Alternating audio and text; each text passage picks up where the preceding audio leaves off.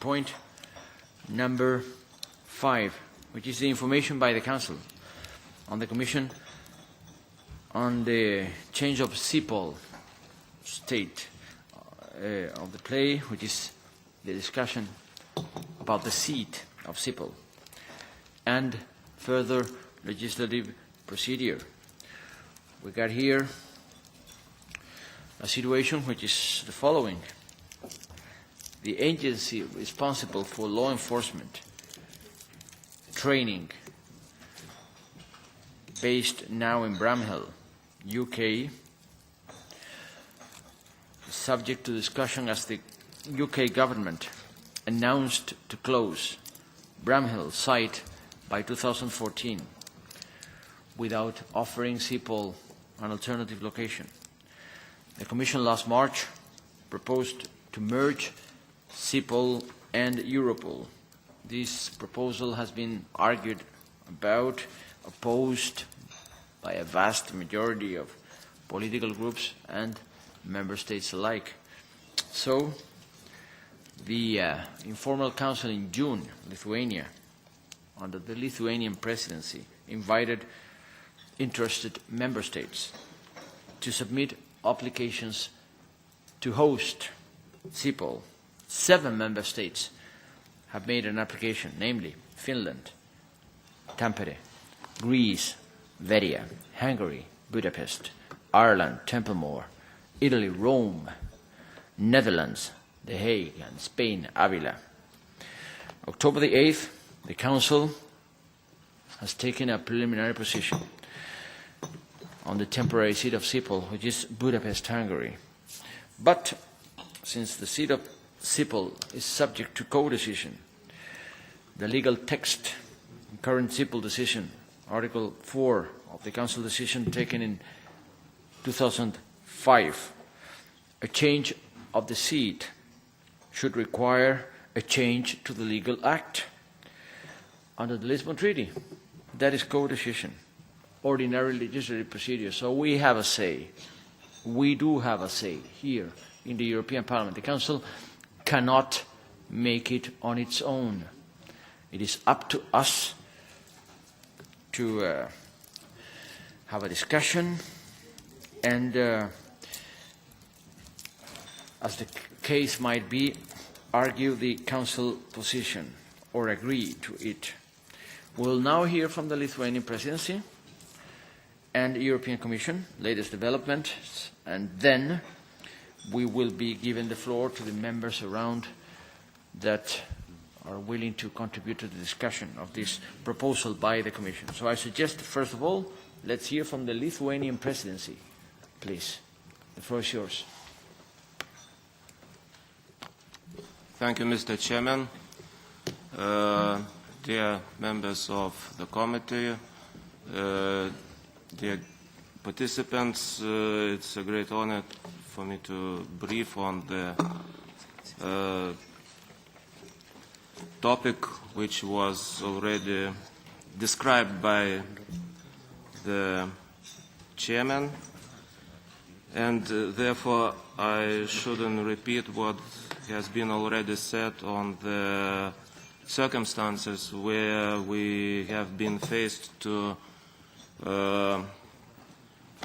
look for a relevant solution. Just only one stress I would like to do, that the situation was indeed caused by the UK's unilateral decision to sell the Bramshill premises, and therefore the task of presidency was to ensure that CEPOL, as the agency responsible for European police training, should be operational and should have, in these circumstances, the continuity and the possibility to run their activities. Dear Mr. Chairman, you are precise saying that Lithuania, as a current presidency, announced the opening of receiving the applications for provisional seat of CPOL in case it is withdrawn from Bramskill during informal council in Vilnius in July this year. When submitting their applications, Member States were invited to provide information as regards the proposed premises, the accessibility of the location, the regime of privileges and immunities of staff, the existence of adequate schooling facilities for their children, etc., as well as indications on the date of the full availability of the premises. These criteria reflect the ones set out in the common approach by the European Parliament, the Council and the Commission to the EU agencies. While choosing the procedure of selection, the Presidency's intention was transparency and the use of previous experience, previous practice in similar exercises, what several times had been done before. What took place last week in Luxembourg during the Justice and Home Affairs Council was actually the common approach, common agreement of the ministers, but the further steps which have to be done require a legislative act which is necessary to formally change the seat of CPOL, since Article 4 of the CPOL decision expressly says that CPOL's seat for the time being is in Bramshill, UK. There are two possible options. The first one, regular. If the Commission presents a proposal for a new CPOL decision in the nearest future, and as it was invited to do at the June JHA Council, where ministers generally rejected the Europol-CPOL merger, which corresponds to the Libe point of view. The change of seat could be part of such a proposal, provided that it could be adopted before the end of 2014. It's relevant to point out that we are also pressed by the political cycle of European life, namely the forthcoming elections to the European Parliament. Therefore, we actually have to act in a quicker manner. If the Commission will not present such a proposal due to its position, we have the possibility for the second option. It will have to be done on the basis of initiative of at least 1/4 of Member States. For the time being, it's 7 Member States who, in accordance with Article 76, subparagraph B of TFEU. And because of the said time pressure, the Presidency decided to start preparations now so as to allow the presentation and adoption in definitely co-decision procedure of the necessary decision before the end of 2014. Also taking in account, as I said, the European Parliament elections, which actually will start from April next year. This means that we need for early agreement, fast decision, only when there is a common interest, what is at stake is to keep CEPOL operational and for its staff not to be kept in a long uncertainty. And in our further steps, we stress that the Presidency is ready to cooperate with the Parliament to ensure that the necessary legislative amendments are done in a timely manner. Thank you. Could we hear from the Commission now, Mr. Prive, before the discussion with the members in the floor? Please. Thank you very much, Mr. Chairman. The Commission at last week's Justice and Home Affairs Council made it clear that its proposal on a new legal framework for Europol remains on the table as the only basis for current discussion. The Commission has taken note that at the same meeting on 8th of October of the Council, the ministers reached a political agreement on a future temporary seat for CEPOL following quite an unusual process. And this is, of course, as a consequence of the announcement of the United Kingdom that it cannot host CEPOL at Bramshill in the future. I would like to recall that the scope of our proposal on the Europol framework is to address in a comprehensive manner ways to improve effectiveness in police cooperation and training. This is achieved through the reform of Europol with a number of operational and functional improvements, which also touch upon Europol's interaction with activities performed so far by other agencies and CEPOL in particular. In this context, and with the aim to adapt the most cost-effective organizational formula to the needs identified, our proposal for regulation includes the envisaged merger between CEPOL and Europol. This specific proposal was dictated by the aim of achieving functional synergies and cost savings in line with the overall goal of the reform and in accordance with the recommendations set out in the so-called common approach on decentralized agencies, which has been endorsed by all three institutions. Therefore, the position adopted by the Council to isolate the issue of the provisional seat of CEPOL appears politically and technically doubtful. Having said this, the Commission is aware, of course, of the strong resistance expressed both in the Council and in the Parliament to the idea of a merger between CEPOL and Europol. There are nevertheless also some supporting voices, and notably in the Budgetary Control Committee of this Parliament.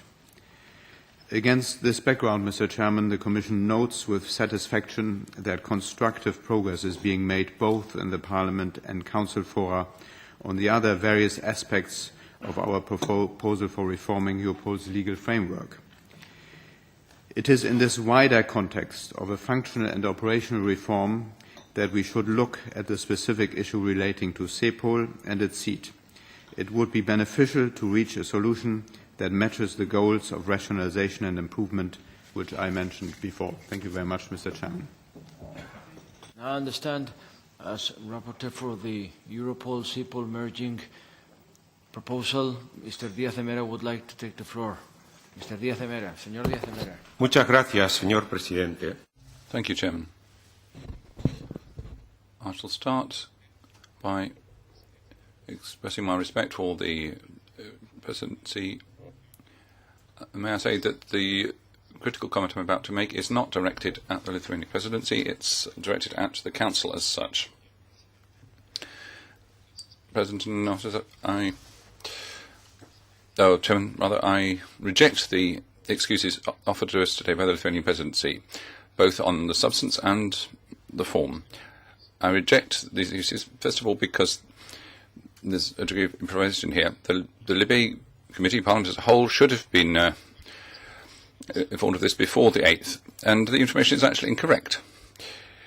There is a partisan interpretation being put upon the relevant articles of the treaty. I reject them because the excuses are partial and unjustified. I also reject the procedure that has been followed. The Commission has just called this into question. Article 76 of the TFEU has not been properly applied. That article, if properly implemented, would see Parliament being involved before the 8th, not now. Should have been before the 8th. Article 294 wasn't applied properly in a positive sense, which was thought about all right. Now, we know that Lisbon is the wonderful, beautiful city of our sister country, Portugal, but there's something more to it than that. The Lisbon Treaty grants power to Parliament, as the Council's just realised. Now, it would appear you don't seem to understand the terms of the Lisbon Treaty, or you appear to be ignoring it. Rejecting the treaty method, Chairman,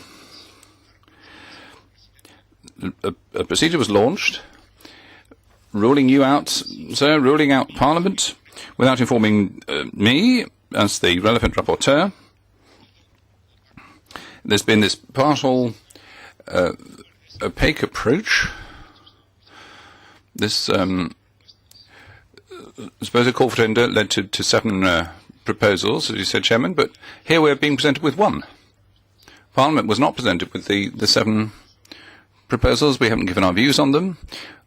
I wasn't given a chance to speak out on Avila, the city that's very close to my heart, or Rome, or The Hague. This is another blow to the Commission's claims. Nothing was either about Tampere or Budapest. Or Templemore. Parliament was not given a chance to give its views, and it has to. We need full knowledge of the facts. The candidates made their proposals. I saw them.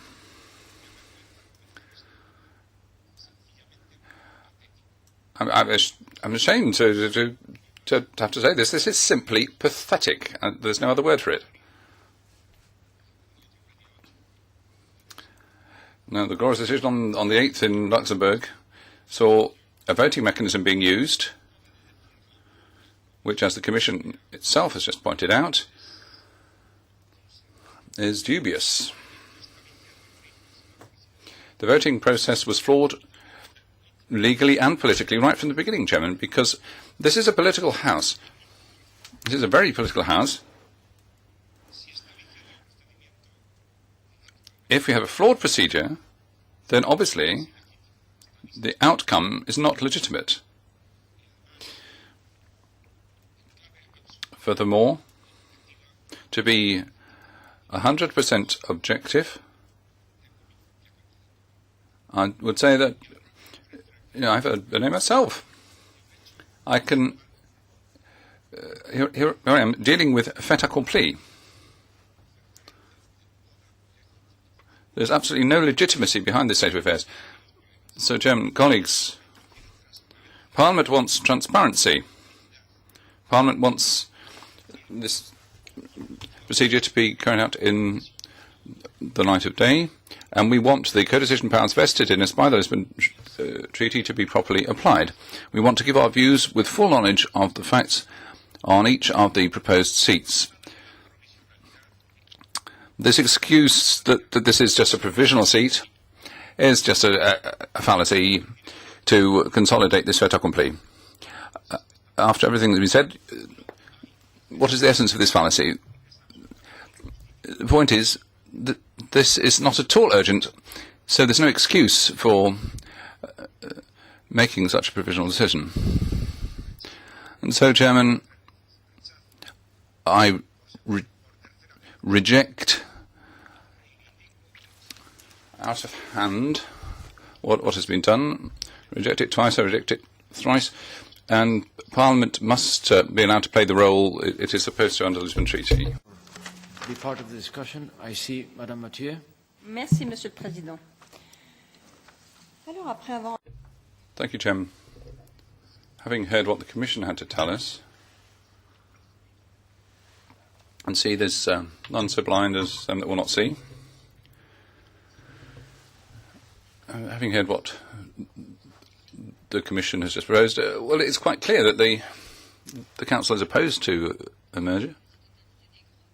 Virtually all the political groups in the Libe committee, and let me remind you, we are the only committee in a position to decide within Parliament whether or not we want that merger of Europol and CIPOL or not. We've heard a number of other committees giving opinions, but they don't have the authority to express the view as to whether or not these two agencies should be merged. So, Mr. Prevost, please drop the idea of those two agencies being merged. I would like to thank the Lithuanian presidency for at least taking a responsible initiative to try and get us out of this rut. As you recalled, the United Kingdom intends to sell the Bramshill premises. So CIPOL no longer has a seat. We have to get out of that rut. As the Commission is failing to come forward with the initiative of presenting the report, we all know it has tucked away in a drawer somewhere, just as well we have the Council there. I heard Mr. Miftadera say that the procedure was somewhat dubious, but we still haven't got back on track. We're going to be having a hearing on 29th of November on police training, and I would suggest that the 7 candidate countries, on the occasion of that hearing, be given a chance to come and set before us their proposals.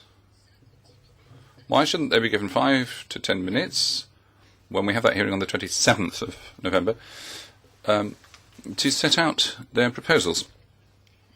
We can hear from Hungary, Spain, Greece and the others, at which point Parliament, our colleagues in the Libe committee, will be able to decide on a seat in the light of the pros and cons that each country will have been able to put forward for the various candidates. I think that would be a very honourable solution. I don't know whether that's the sort of procedure the Council went through, but in our committee we should certainly be able to judge the various proposals on their individual merits. You said you're trying to find a solution by the end of 2014, but do you have an outline legislative framework for us? Because you know that our work is going to go into a halt at Easter. Do you have an outline working programme for us, please? Thank you. We've taken due note of your proposal. May I say that at 12 noon today, we'll be having a coordinators meeting, and that will be an appropriate juncture for mulling over these ideas. And the coordinators might formalise this proposal to have a hearing of all these cities who have been put forward as the seat for CIPOL. We can discuss that. Would you? Thank you very much, Chairman. I just wanted to just say a word or two, if I may. I mean, first of all, as we know, the decision of the UK to close the Bramshill premises has, of course, one or two colleagues questioning it. It was, of course, entirely to do with financial constraints that these premises are being closed. So it was inevitable, therefore, that the location for CIPOL functions had to be changed. I would just say this. Of course, I am one of those also who does not want to see a merger on any basis between CIPOL and Europol, because the functions of the two organisations would be very different, regardless of what the Commission may decide, or whoever decides this will decide as to the CIPOL functions in the future. I would certainly have a view about the functions of CIPOL separately as well, because I think we have to be very careful in giving powers to CIPOL where national law enforcement agencies and institutions are already very heavily engaged themselves. It seems to me we want to be sure that we don't duplicate these efforts and cause confusion. However, that is to be decided. The question of the location The United Kingdom, of course, had an initial view on the relocation of CEPOL. I think our view was that we favoured the Netherlands as the base. But now we have an interesting situation here where a particular location has been nominated, and we are now arguing that we should, as it were, under our co-decision powers, interrogate or investigate or look at every single one of these cities or locations. I have to say, Chairman, whilst I know Lisbon has changed an awful lot, I don't recollect historically ever being consulted, perhaps I've got it wrong, in committee about the exact location of a European institution. This, of course, is done on the basis of balance. It's done when considering the different political pressures, and the locations are done in different countries to be fair in European Union terms as to where they are placed, rather than whether we find one location more glamorous than another. It has been done always on the basis of discussions as to the fair distribution across Europe as a whole. And so I would have no objection myself to Budapest. I wonder, therefore, whether indeed a formal interrogation process now, and by this committee with its recommendation at the end, is really the right way forward, and whether this will be acceptable to Council or Commission is another matter altogether. So I hope we don't waste too much time on this, but I do think the Commission needs to be quite clear in what it's coming forward with its new proposals for the functions of CEPOL, as well as this peremptory approach in locating it for the future. Thank you. Okay, Mr. Kirkhope. Now, Mrs. Gall, you asked for the floor. Thank you, Chairman. I will continue in Hungarian. Parlament is The Libe Committee and Parliament has repeatedly made it clear that we are against the fusion of Europol and CEPOL. In fact, we've underlined that we attribute a value to the independence of these two agencies. Now, how we're going to safeguard this independence is becoming an interinstitutional debate. So what we have to do is find some common ground between Parliament and the Council. This is a very interesting situation because Parliament has actually never been allowed to decide on seats of agencies on its own or take economic considerations into account in making these decisions. So I don't think it is we are within our right to criticize the Council or criticize a procedure that has always been done the way it has been done this time. The Council was unanimous, and that must have been because of the quality of the Hungarian proposal. It is not our job to question the Council on individual decisions or on the merits of individual proposals. So for that reason, I don't think that we should question this particular decision. I am pretty sure that the Council has made this decision because they have honestly believed that the Hungarian proposal was the best proposal. So what we have to deal with is this interinstitutional problem and make both institutions happy. Well, thank you, Mr. President. I welcome the clarifications by the Council and the Commission and also our rapporteur, Agustin Diaz de Mera. And I would just like to add some questions of my own as shadow rapporteur for Europol or for the Europol-CEPOL merger and also for CEPOL. And then in the end, I would like to add a comment as rapporteur for rule of law and fundamental rights in Hungary. Which I will also have to make since this issue was raised even by political representatives of the Hungarian government. Well, my question is, if indeed, in the light of the Europol report, where Europol-CEPOL merger was first presented as a proposal of the Commission. And here I remember that myself and my own group, we have always been against the Europol-CEPOL merger, which would have taken the CEPOL headquarters to The Hague. So we are in a good position to make this comment. If we do need a new proposal of the Commission for a new co-decision procedure in order to decide on the CEPOL headquarters, what would that entail in terms of our work here in the committee?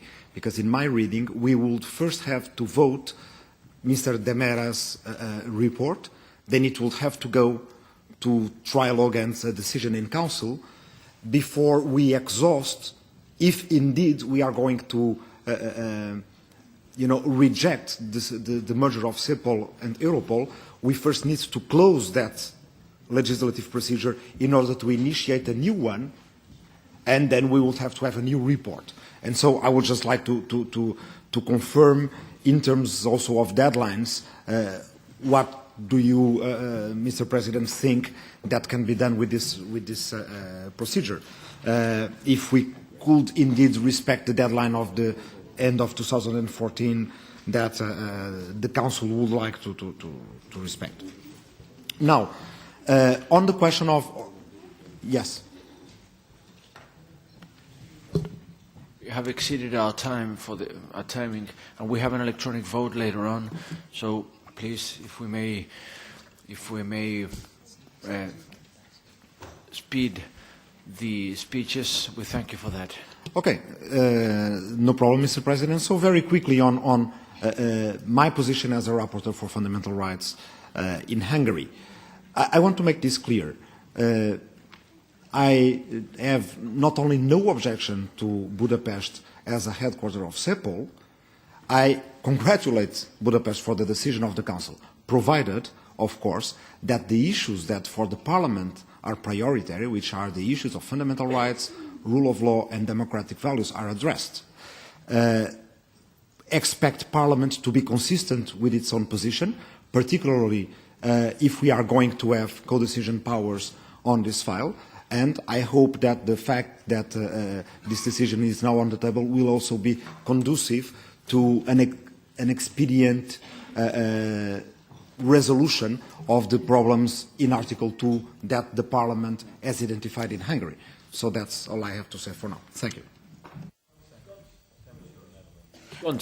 Thank you very much.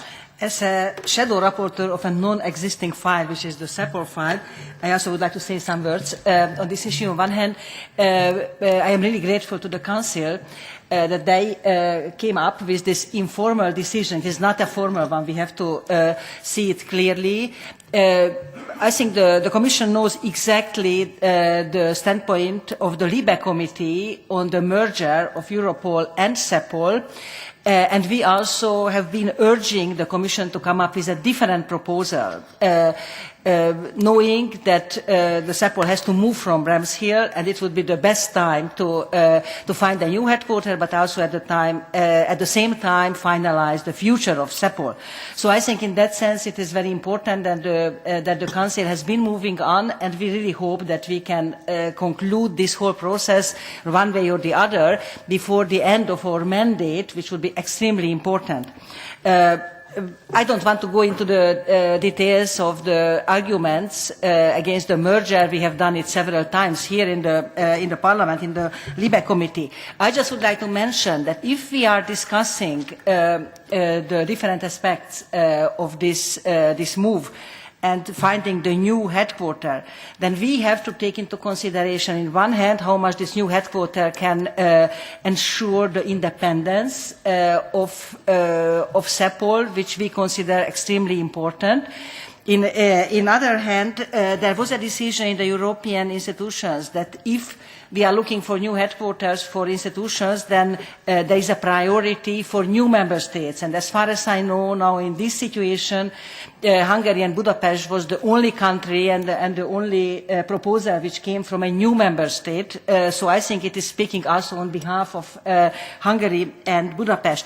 Just responding a little bit to some of the concerns which were formulated about the human rights and democracy record of the Hungarian government.